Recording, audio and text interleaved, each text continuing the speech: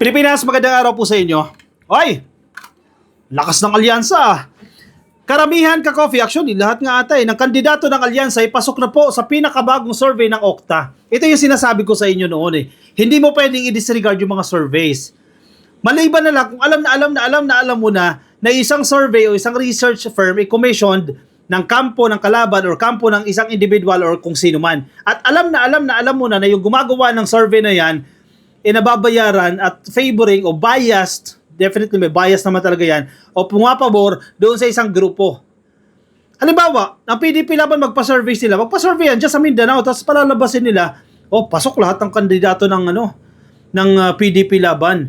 As compared doon sa research firms na pinagkakatiwalaan mo. Sino ba yan? Kaya ito ina-explain ko sa inyo lagi, kahit hindi pabor yung survey ng Pulse Asia, SWS, Okta, kailangan natin i-discuss yan. Kasi may batayan yan. Kasi we believe in these research firms. Ito, may bago nilabas itong Okta. At maganda yung number para sa mga kandidato ng alyansa at ng gobyerno. Benhar Abalos. Nako, mukhang wag na number 1 pa ito ka-coffee. Ito, analysis ko lang ito Pumasok na po si Benhar Abalos dito sa 20 na mga pangalan na binigay ng Okta na potentially may chance na manalo sa pagkasenador. Ako, si Benhar Abalos, number 1 yan Baka mag top 5 pa yan. Kung hindi mag top 5 yan, baka mag number 1 pa yan. We will all be surprised once na pumasok na po o lumabas na po yung resulta nitong survey na to. Napakahusay nito ni Benhar Abalos. Naisingit pa yan. Pero aminado naman ako ka-coffee. Ikinakampanya ko talaga itong si Benhar Abalos. Sayang yung mama. Tumutulong sa gobyerno. Tutulong kay PBBM. Maganda yung track record. Maganda yung accomplishments. Even the yellows, even the pink ones ay sinusuportahan si Benhar Abalos. Baka mag number 1 pa yan. Party list naman. OFW party list. Ito, kilala ko rin ito ka-coffee. OFW party list. Nagtrabaho. May mga ebidensya. Yung OFW lounge lang, malaking bagay yan. Magna Carta for Filipino Seafarers. Malaking ebidensya po yan. Nagtatrabaho ang OFW party list. Yan, sinabi ko na sa inyo ka-coffee yung ilan sa mga sinusuportahan natin. Anyway, bigay natin ka-coffee itong mga pangalan na ito. Bukod doon kay Benhar Abalos na ating sinusuportahan, ang number 83 na OFW party list, sino pa yung ibang mga senador na suportado natin ang kanilang candidacy? Sige, isa-isahin natin ito. Sino yung pumasok dito sa 20 ka-coffee na pasok dito sa Okta? Baka wala ka pang Magic 12. With just 2 weeks before the midterm elections, Senator Bongo led the Okta Research Senatorial Preference Survey conducted from April 10 to 16, 2025. Si Bongo, number 1. Bakit number 1 si Bongo? Sige, discuss natin. Para fair tayo dito. Si Bongo, nagka-capitalize siya dito sa Malasakit Center. Ang Malasakit Center, nadikit na sa pangalan ni Bongo. Though ang Malasakit Center, pera din naman ng gobyerno yan. Di ba? Definitely, taxes ng taong bayan dyan ang ginagamit para mapatakbo yung Malasakit Center. Institutionalized na yan. Yun yan, nakadikit na kasi kay Bongo. Panahon niya kasi yan. Diba? Pero in fairness naman, marami naman natutulungan itong Malasakit Center. So, justify ko dito, ina-explain natin dito, bakit number 1 si Bongo? Una, nakadikit sa kanya yung Malasakit Center na marami natulungan. Pangalawa, tahimik si Bongo In short, effective yung style ni Bongo. Hindi siya ganoon ka nakikisaw-saw sa issue ng ICC pag-aresto kay Digong. Yes, vocal at some point, pero hindi ganoon. Yung mga issue na hindi naman dapat sagutin na makakapahamak sa inyo, tahimik si Bongo. Number 1 si Bongo, Pantay sila ni Erwin Tulfo. Si Erwin Tulfo, very consistent yan. Noon pa man yan ka-coffee, bago pa man pumasok ang campaign period, namamayagpag na talaga itong si Erwin Tulfo. Number 1 to 2. Pareha sila ni Bongo, statistically tayo ito ka-coffee. 64% si Bongo, si Tulfo 61%. Nasa rank 1 or 2. Either way lang yan. Si Ben Tulfo, number 3.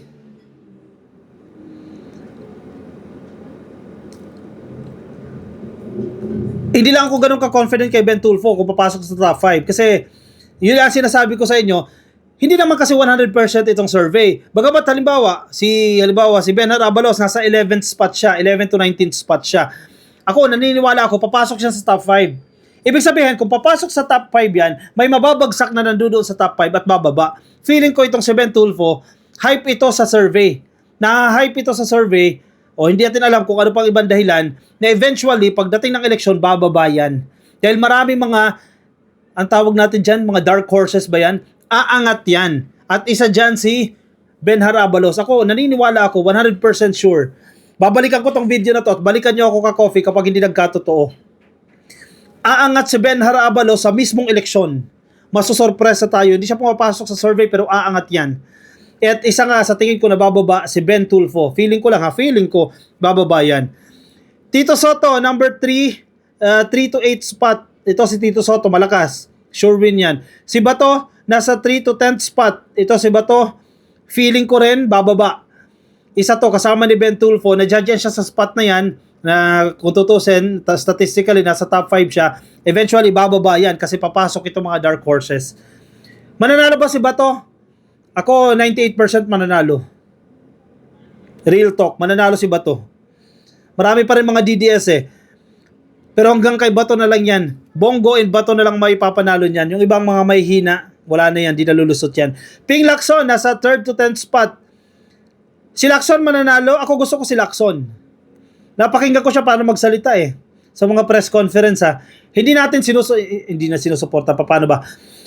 Suportado natin si Ping Lacson pero not to the point na kaya mong makipaglaban talaga, makipagbakbakan para kay Lacson. Pero matalino si Lacson, alam niya yung trabaho ng isang senador. Kaya iboboto ko rin si Lacson. Pia Cayetano, nasa 3rd to 10th spot. Si Pia Cayetano, iboboto ko rin. Matalino din si Pia Cayetano, straight siya ka-coffee. Kasi daw may mga haka-haka na baka pagdating ng impeachment, bumoto yan, yung mga Cayetano pabor sa mga Duterte. Pero feeling ko, kung si Alan Cayetano, yes, pwede. Pero si Pia Cayetano, I think mas logical ito mag-isip eh. Mas may batayan itong tinitingnan, kaya I'm voting Pia Cayetano. Bong Revilla, nasa 4th to 10th spot. Ang style kasi ni Bong Revilla, binabash si Bong Revilla eh, di ba? Kasi budots eh. Parang, ano lang, sayaw-sayaw lang, pogi points lang. Ang style ni Bong Revilla, sa pag-attend dati sa mga events ng Alyansa, ang narrative niya, binabash nila ako, si Bong ha, binabash nila ako dahil budots daw ako. Sayaw lang ako ng sayaw. Pero hindi nila alam. Ito yung mga nagawa ko. La. Iniisa-isa niya yung mga nagawa niya. Effective yung ganong strategy. Binabash nila ako, mahinang nila lang ako, pero hindi nila alam ito yung mga batas na ginawa ko. Ito yung mga programa na ginawa ko. Yun yung style ni Bong Revilla. Feeling ko kaya nagiging factor yan, plus the pogi points.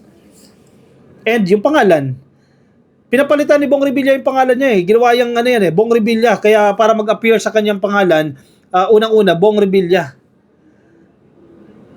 Diba? Kasi sa hierarchy, ando siya basta taas siya. Pinagawa niya yan. Legally naman yan. Legal naman yan, ka-coffee. Lito Lapid, nasa 5th to 11th spot. Hindi ako masyadong confident kay Lito Lapid, pero mataas yung backing niya, ka-coffee, lalo sa bandang Central Luzon, no? Solid din yung grounds ni Lito Lapid. Abby Binay, nasa 5th to 14th spot. Ito, itataya ko rin ang pangalan ko dito kay Abby Binay. Napakinggan ko tong babae na ito eh. Mas magaling to kay Nancy. The way magsalita, the way mag-explain, yung mga reasons, justifications niya, grounded, may pinaghuhugutan. Kasi LGU eh. Mayor ng Makati, alam niya kung paano patakbuhin eh, ang isang gobyerno. Abby Binay, I'm voting Abby Binay. Bam Aquino, si Bam Aquino, maliit yung chance ni Bam Aquino kasi in fairness, mas gusto ko pa si Kiko Pangilinan kesa kay Bam Aquino. Yun naman ang panlaban ng dilaw eh. Si Bam Aquino at si Kiko Pangilinan. Pero mas deserve ni Kiko Pangilinan dito kaysa kay Bam Aquino. Si Kiko Pangilinan kasi nasa 10th to 18th spot. Si Kiko Pangilinan kasi, itong assessment ko kay Kiko Pangilinan, posible yung ibang gimmick niya corny. Nakikita nyo naman yan, yung paghigop ng sabaw kung ano man yan. Corny. Pero sabi nga niya, sabi ng kampo niya, di baling yan na lang ang i-bash ninyo, pagiging corny niya. Pagiging hindi niya mukhang masa kasi alta de syudad naman. At least hindi nagnanakaw. Yun ang justification. At least yun lang yung bashing, pagiging corny ng kanyang mga gimmick. Pero may credentials, may magandang track record. Diba? May pagmamalaki mo rin. So, mas deserve pa ni Kiko Pangilinan. Pasensya na kayo ha. Sa mga supporters ni Bam Aquino, mas gusto ko si Kiko Pangilinan, iangat natin dyan sa top 10 kesa kay Bam Aquino. Pasensya na ha. Pero mas gusto ko si Kiko Pangilinan. Corny na lang yan sa ibang gimmick niya, pero mas okay naman ang credentials niyan. Mas okay ang track record. At mukhang mag-i-impeach yan kay Sara Duterte. Mai-impeach yan si Sara Duterte. boboto yan against Sara Duterte or pro the conviction of Sara Duterte once na mag-proceed ng trial dyan. Kiko Pangilinan, nasa 10 to 18 spot siya. Mukhang nanganganib din, medyo mababa yung chance niya. Pero lulusot din yan. Si Camille Villar nakasabit pa, nasa 10 to 18 spot. Ito si Camille Villar, malalaglag to. Feeling ko, malalaglag yan si Camille Villar. Nasa 10 to 18 spots pa kasi sa pinaggagawa niya, issue sa prime water. Sino mga gumagamit ng prime water dyan, ang tindi ng issue na yan Di ba? Si Camille Villar, ano din to namamangka kasi yan sa dalawang ilog. Feeling ko malalaglag siya. Manny Pacquiao, delegates din. Nasa 10 to 18 spot yan. Pero malakas to sa mga probinsya at pag kilusin na ni Manny Pacquiao ang mga galabay niya, baka umangat yan. Yan, Kiko nasa 10 to 18 spot. Revillame, nasa 11 to 19 spot. Pareha sila ni Benhar Abalos at ni Amy Marcos. Si Amy Marcos, bababa pa yan. Si Willie Revillame, I don't think tataas pa. Diyan na lang yan, ka-coffee. Baka bumaba pa yan si Willie Revillame. Si Benhar Abalos, aangat yan. Sigurado tayo dyan, aangat yan si Benhar Abalos. Papasok sa top 5 yan. Amy Marcos, malalagwak yan. Si Francis Tolentino, nag-iingay. Recently, nag-iingay si Francis Tolentino pero I don't think magiging enough yon para umangat pa si Francis Tolentino. Baka bumaba pa siya dyan. Si Philip Salvador, sumabit pa nasa 12 to 20th spot. Pero alanganin na ito, medyo mabababang spot na yan. Imagine mo, senador mo si Philip Salvador. Isip. Meron siyang 24.4 chance na maging senador. Ayan, kung ako ilalaglag ko yan, ito 20 itong mga pangalan na yan, ka-coffee. 20. Sige, piliin na natin yung mga ilalaglag natin. Kung ako iboboto piliin na natin, ilalaglag natin dyan. Kailangan 8 yung ilaglag natin dito. Philip Salvador, Amy Marcos, Willie Revillame, Camille Villar, Bam Aquino, si Bato de la Rosa, si Bongo, 7 na. Ben Tulfo, 8. Yun. May 12 na tayo. Amy Marcos. Nasabi ko ba si Amy Marcos? Siyam. May isa pa. Mark Gamboa. Pasok natin. Pang 12. Gabay pa lang ito, ka-coffee. Sa party list naman ako, very sure na tayo 100% OFW party list kay Congresswoman Marisa Magsino. May ebidensya, may napatunayan. Isang termino pa lang sila dyan. Sa House of Representatives, marami ng batas na naisulat. Maraming mga panukalang batas, maraming hearings ang pinangunahan. Yung OFW Convention and Tourism Center na kanyang donasyon dyan sa Batangas, mapapakinabangan na ng mga OFW. Yung OFW lounges dyan sa NAIA Terminals 1 and Terminal 1 and 3, nagagamit na ng mga OFW. Nagawa yan dahil sa kanyang resolusyon. Number 83, OFW Party List. Ayan, nangampanya na ako sa inyo, ka-coffee. At least na-verify natin ito. Yung mga ini-endorso ko sa inyo, na-check na natin, hindi mga bogus. Sa Senado, number 1, Benhar Abalos. Sure win yan, Benhar Abalos. Sure win yan, Magic 5. I'm telling you, papasok yan, dark horse yan ngayon, kasi umaangat na, pero bag na number 5 yan. Sa husay ni Benhar Abalos. Siya, may napupusuan na ba kayo? May napipisil na ba kayo? Ilagay dyan sa ating comment section. Kung hindi kayo pabor sa sinasabi ko, okay lang yan, ka-coffee. May karapatan kayong pumili. Hindi ko ini-insist sa inyo na iboto nyo si Benhar Abalos, iboto nyo ang OFW party list, iboto nyo si Kiko Pangilinan, si Abby Binay, si Lacson. Hindi ko ini-insist sa inyo yan. Nasa sa inyo pa rin yan. Importante, wala kayong pagsisisihan once na bumoto kayo. Yung sinasabi ko sa inyo, I will vouch for them, nasuri natin sila yung kanilang credentials, at hindi ko kayo ipapahamak. Nasa sa inyo pa rin yan. Bumoto kayo ng gusto ninyo, nasa puso ninyo. Kung gusto nyo si Philip Salvador, iboto ninyo. Kung gusto nyo si Bato de la Rosa, si Bongo, iboto ninyo. Basta yun ang nasa isip ninyo. Diba? Kasi free will nyo yan, karapatan nyo yan, ka-coffee. Diba? Na, guaranteed yan ng ating constitution. Right to suffrage, karapatan nyong bumoto yan. Siya, sige. Komento po ang inyong mga gustong sabihin. May mga opinion kayo, reaksyon, lagay dyan sa ating comment section para mabasa po yan ng ibang mga ka-coffee. Mga nasa Facebook, pasuyin na lang, ka-coffee, please. Follow po yung hindi pa naka-follow sa atin. Nandiyan dyan sa taas. Click nyo lang po yung follow. Mga nasa YouTube, click lang po ng subscribe at hit nyo na po yung notification icon. Yung mga nasa TikTok, pwede na kayo mag-follow sa akin sa TikTok. I'll see you in my next video. Bye-bye.